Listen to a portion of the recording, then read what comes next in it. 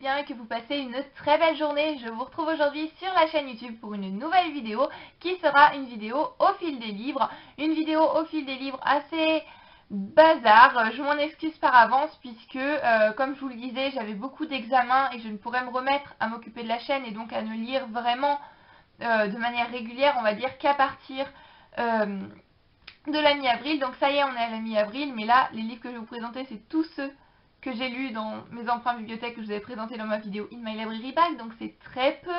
Il y a des romans, une bande dessinée et des mangas, donc j'avais pas assez de contenu pour vous faire une vidéo séparée pour chaque, donc j'ai choisi de tout mettre dans cette vidéo au fil des livres là.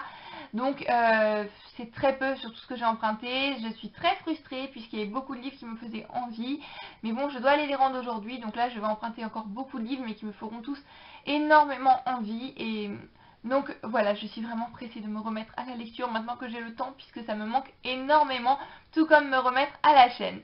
Donc trêve de blabla, je vais commencer par le premier livre que j'ai lu. Il s'agit de Mathilda de Roald Dahl, paru ici aux éditions Gallimard Jeunesse. Alors je connaissais l'auteur puisque quand j'étais plus jeune, comme beaucoup d'entre vous je pense, j'avais lu Charlie et la chocolaterie et l'ascenseur de verre qui sont deux livres que j'aime énormément. Et je pense que l'on peut classer Roald Dahl comme l'un des auteurs de la littérature jeunesse, et je n'avais encore jamais lu son titre Mathilda.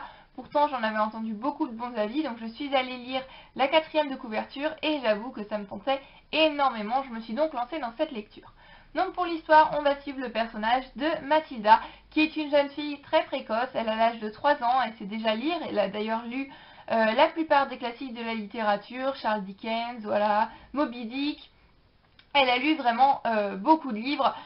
Et c'est une chose extrêmement rare pour les enfants de son âge. Mais ses parents ne sont pas contents de ça. Eux, ils veulent juste regarder la télé. Pour eux, lire, c'est une perte de temps absolue.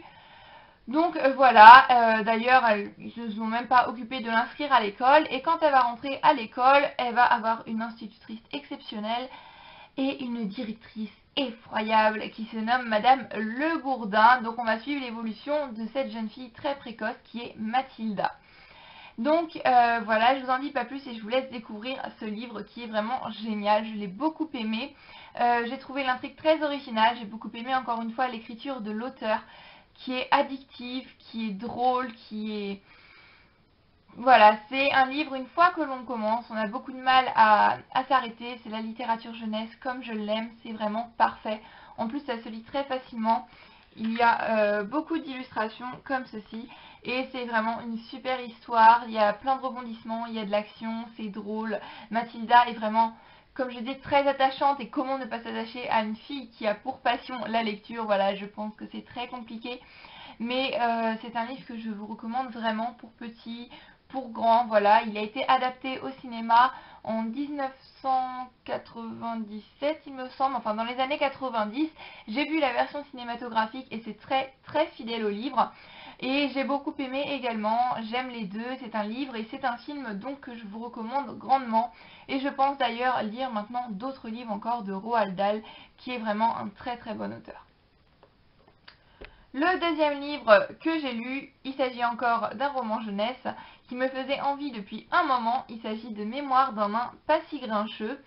Donc c'est un livre de Catherine Girard-Audet et c'est paru aux éditions Goélette ou Joëlette, je ne sais pas du tout comment ça se prononce, dans leur collection L'Envers des Contes de Fées.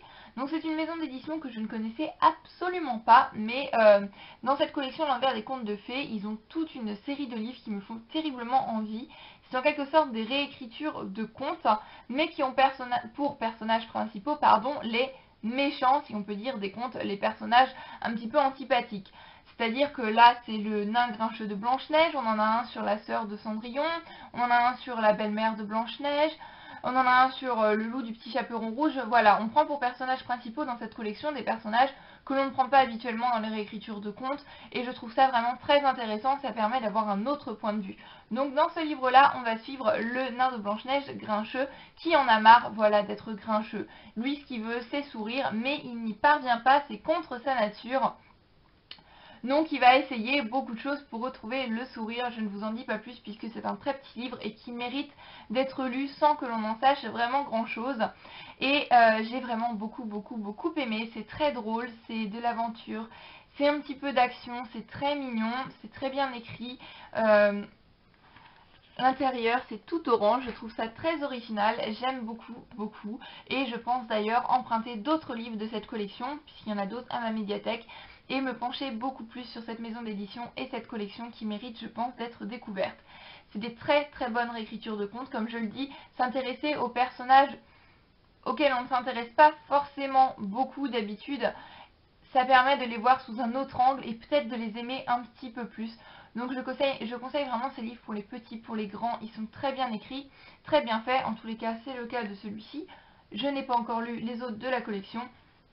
Et à la fin du livre, donc vous avez la fin de l'histoire et vous avez plusieurs pages encore. Donc là, il y a des questions de lecture pour l'enfant, donc pour voir s'il a bien compris l'histoire. Des activités entre amis à faire. Des activités pour les professeurs ou les parents. Donc ça, j'ai trouvé cette partie très intéressante. C'est des questions qu'on peut poser aux enfants pour voir s'ils ont vraiment compris la morale, s'ils ont compris le sens. Discuter un petit peu avec eux de certains sujets de leur vie. Est-ce que ça leur est arrivé? Comment réagir dans certaines situations? Comment faire? Et je trouve ça très bien d'aborder ça à travers cette histoire, d'aborder ça à travers ce livre, puisque c'est une histoire qui en plus est porteuse, je trouve, d'une très belle morale. On a ensuite les profils des personnages. Et on a des recettes de cuisine, donc voilà. Et dans ce livre, on ne rencontre pas que le personnage de Grincheux, on retrouve également beaucoup d'autres personnages de contes, comme c'est le cas dans beaucoup de réécritures de contes. Donc on a Boucle d'Or, on a Prince Charmant, on a Blanche-Neige, voilà, et d'autres personnages qui ont été créés également pour le livre, mais on retrouve également certains personnages qui ne sont pas de contes, mais de comptines plutôt, tels que la mère Michel. Et voilà, c'est un livre qui m'a fait sourire, c'est le genre de livre doudou que l'on lit, on passe un bon moment, ça détend, ça change les idées, et voilà, c'est un livre que je ne peux que vous recommander encore une fois, et une collection que je vais suivre de très près. On passe maintenant au manga, donc j'ai avancé dans la série Maze Butler, donc voilà, j'ai lu le tome 5, donc c'est une série de Riko Miyagi, pardon, excusez-moi pour mon accent japonais probablement tout pourri, et c'est dans la collection Shoujo Manga, donc j'ai lu le tome 5, le 6, le 7 et le 8, et encore une fois j'ai adoré. Donc là je vais vous en parler que très rapidement puisque comme vous voyez c'est une suite de séries. Je vais encore emprunter les prochains tomes à la médiathèque cet après-midi. Mais j'adore cette série. Je vous en parlerai dans une vidéo consacrée que à cette série lorsque je l'aurai terminée. Donc je vais éviter de vraiment trop m'étendre sur le sujet. Puis de toute manière, vu qu'on va jusqu'au tome 8, là je ne peux pas vraiment trop vous en dire.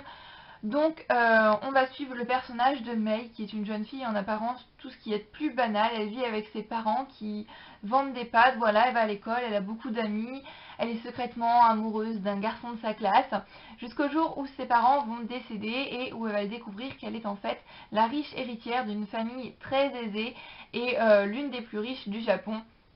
Et là, sa vie va basculer du jour au lendemain. Elle va avoir un majordome à ses côtés. Voilà, elle va découvrir de nombreuses choses, que ce soit sur elle ou même sur l'homme dont elle est amoureuse. Sa vie va complètement basculer et elle ne va plus vraiment être en sécurité dans sa petite ville et dans sa petite école. Maintenant que beaucoup de personnes connaissent son identité, elle va donc devoir se rendre dans une école où se trouvent toutes les filles les plus riches du Japon, les plus riches héritières, qui est l'école Sainte-Lucia. Et c'est une école au procédé un petit peu particulier, voilà.